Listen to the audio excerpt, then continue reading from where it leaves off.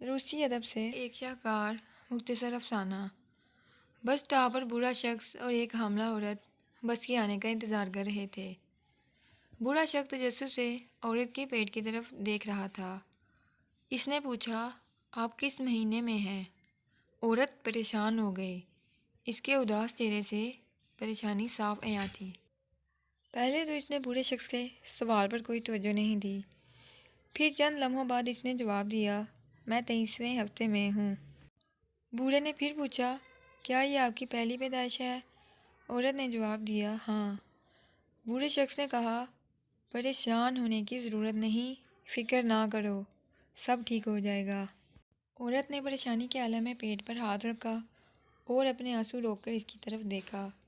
بوڑھے نے کہا، ایسا ہوتا ہے کہ انسان کی پریشانی کا احساس بعض اوقات ایسی چیزوں پر بڑھ جاتا ہے جن کے لیے اتنا سوچنے کی ضرورت نہیں ہوتی۔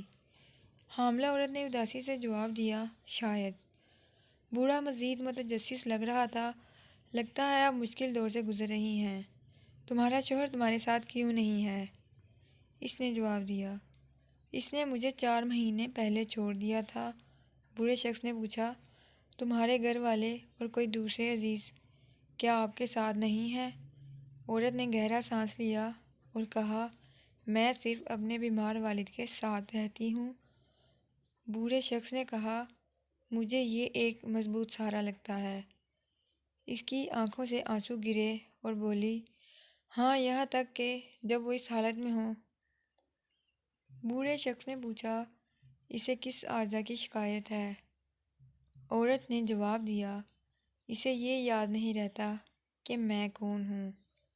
اس نے اپنا یہ آخری جملہ اس بس کے آنے کے چند لمحوں بعد کہا جو انہیں لے جانے والی تھی۔